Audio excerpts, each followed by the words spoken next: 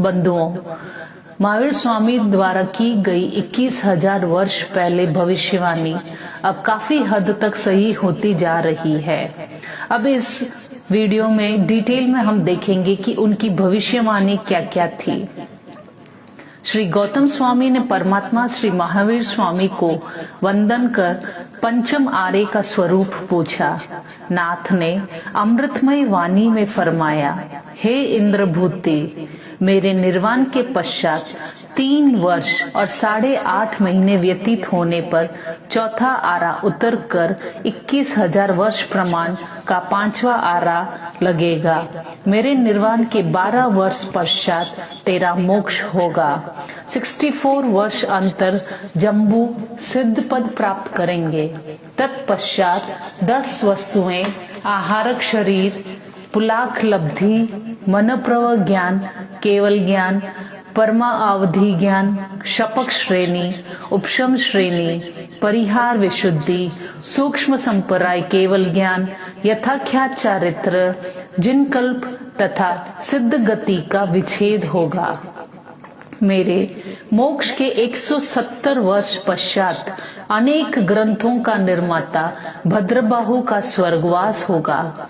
215 वर्ष बाद श्रुत केवली संबुद्ध विजय का शिष्य स्थूल भद्र का स्वर्गवास होगा। तदांतर मूलतः 4 पूर्व और महाप्राणायाम ध्यान विच्छेद होगा। नाथ ने फरमाया, हे गौतम, आगंतुक दुष्म काल में बहुत से लोग क्रोधवंत, मर्यादा रहित, धर्म बुद्धिहीन, वक्र जड़ और धर्म रहित होंगे। ज्यों ज्यों काल पड़ता जाएगा त्यों त्यों अन्य धर्म में अभिलाषा होगी। शहर ग्राम की तरह और ग्राम शहर सदृश्य लगेगा। प्रजा को पालने में राजा निरकुंज और तनाशाही होंगे। धनवान निर्धन होंगे। देवता प्रत्यक्ष दर्शन नहीं देंगे। मनुष्यों को प्राय जाति स्मरण आदि ज्ञान नहीं होगा। पृथ्वी पर अधिकतर विघ्न संतोषी होगी। धर्म कार्य में प्रमाद करेंगे और पाप कार्य में कुशल होंगे। अपने स्वार्थ के लिए दूसरों के जीवन के साथ खिलवाड़ करेंगे। निर्दयी लोग सज्जन लोगों को ठगेंगे। धर्मी कम और अधर्मी अधिक होंगे। अभिमानी, अनाचारी, अन्यायी और अत्याचारी लोग अधिक होंगे। कुलवती स्त्रियां लज्जावाहिनी होंगी। कई वेश्या समान होंगी। कहने का तात्पर्य यह है कि सज्जन कम और दुर्जन अधिक होंगे। हे गौतम, पंचम काल में लोगों को अग्नि का भयंकर उपद्रव होगा। गाय वगैरह जानवरों का वध होगा। कई जिन मंदिर गिर जाएंगे। अनेक जहरीले रोगों के चलने से बस्ती का प्रमाण अल्प हो जाएगा। कई देश रवेदान मैदान हो जाएंगे। दातार दारिद्र और लक्ष्मीवंत कृपण होंगे। हीन कुल वाले राजा और उत्तम कुल वाले सेवक होंगे। आर्य दुखी और अनार्य सुखी होंगे। करुणा के सागर नाथ महावीर स्वामी ने करुणा भरी देशना देते हुए फरमाया, हे गौतम, इस पंचम काल में निष्कलंक कुल के मानव अल्प होंगे। धरती में रम्य वस्तुओं की हानि होगी। बाल तथा युवा अधिक काल धर्म को प्राप्त करेंगे और माता पिता दीर्घायुषी होंगे। ब्राह्मण वेद पाठ और षटकर्म को त्याग कर शस्त्र धारण करेंगे। पुत्र माता पिता का विनय व्यावच नहीं करेंगे। अपमान और तिरस्कार करेंगे। बहू सास का विनय व्यावच नहीं करेगी, बल्कि कुछ भी कार्य बताने पर सर्पनिवत डंक तुल्य वचन कहेगी और सासू भी काल रात्रि के समान बहू के साथ दुर्व्यवहार करेगी। शिष्य गुरु का सम्मान बहुमान नहीं करेंगे और गुरु शिष्य को हित शिक्षा नहीं देंगे। मंत्र, तंत्र, यंत्र, औषधि, ज्ञान, धन, आयु, फल, पुष्प, रस, रूप, सौभाग्य, संपत्ति, संघयन, बल, यश, कीर्ति, गुण, शोभा प्रमुख वस्तुओं की हानि होगी। देवताओं में देवत्व, सतियों में सतित्व और ज्ञानियों में वैराग्य प्राय अल्प रहेगा। तपस्वी ईर्ष्या से तपस्या करेंगे। सत्य, सोच, तप, समाधि दिन पर दिन कम होते जाएंगे।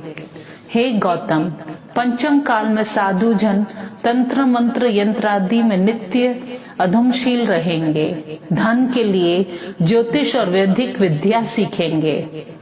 यानी कहने का तात्पर्य है कि वास्तविक मुनि अल्प और ढोंगी अधिक होंगे। नाथ ने फरमाया, हे गौतम, पंचम आरे में 11,16,000 राजा जिन धर्म के भक्त होंगे, 1 करोड़ शासन के प्रभावक मंत्री, 2004 युग प्रधान महोपकारी आचार्य होंगे।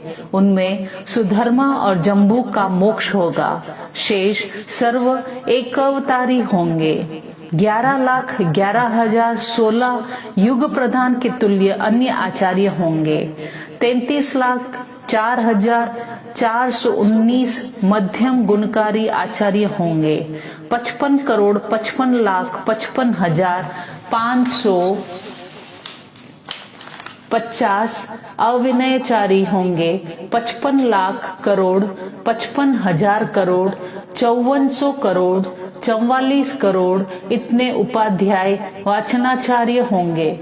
77 लाख करोड़, 9,000 करोड़, 100 करोड़, 21 करोड़, 1,60,000 साधुजन होंगे।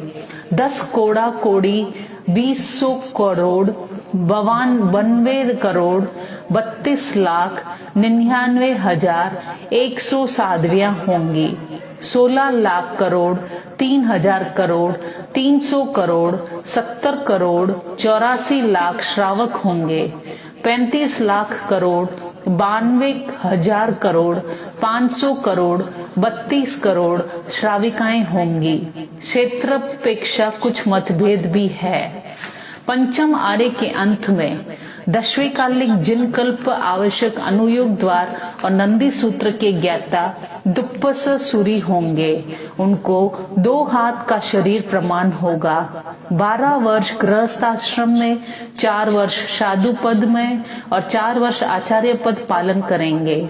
छठ की उग्र तपस्या करके अंत में 8म तप की विभूषित 20 वर्ष की आयु पूर्ण कर स्वधर्म देवलोक में उत्पन्न होंगे।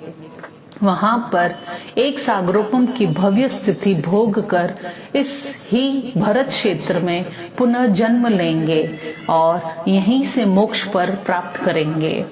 पंचम आर्य में 20,900 वर्ष, 3 मास, 5 दिन, 5 प्रहर, 1 घड़ी, 2 पल, 41 अक्षरोच्चार समय, इतने काल प्रमाण जैन धर्म व्यवस्थित रहेगा।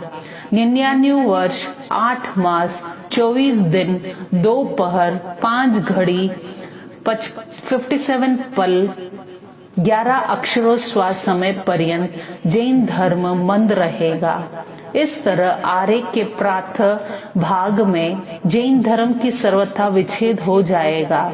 आर्य के अंत दिन के आदि भाग में श्रुत, सूरी संघ और धर्म विलय को प्राप्त होंगे।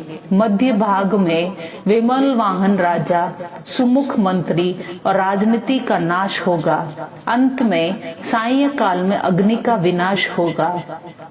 पंचम आर्य के अंत में दुप्पसुरी, फाल्गुनी श्रावक, साध्वी, नागिल श्रावक, सत्यश्री श्राविका, ये 4 चतुर्विध संघ रहेंगे। कहने का तात्पर्य यह है कि पंचम आर्य के प्रातः पर्यंत धर्म का अस्तित्व रहेगा। 5वें आर्य में धर्म नहीं है, ऐसा कहने वाले को संघ से निष्कासित किया जाएगा। इस प्रकार 21,000 वर्ष तक 5वां आर्य कायम रहेगा। बंधुओं, 5वें आर्य में 2,527 वर्ष निकल चुके हैं। उसमें जो नाथ ने जो फरमाया वही हुआ। हम सभी वर्तमान में भी विषम स्थितियों का अनुभव कर रहे हैं। इन संकट की घड़ियों में, विषम परिस्थितियों में हमें सावधान, सजग और सतर्क हो जाना चाहिए, क्योंकि अभी तो इस पंचम आरे के 27 वर्ष कम 18,500 वर्ष शेष है। सर्वज्ञ सर्वदर्शनी करुणानाथ ने जो फरमाया निश्चित रूप से वही होगा। भयंकर कष्ट और दुखों के बादल मंडराएंगे। उस दुष्म परिस्थिति में अगर हम नहीं संभलेंगे तो हमारा पतन होता ही जाएगा, दुर्गति हो जाएगी। धन्यवाद दोस्तों।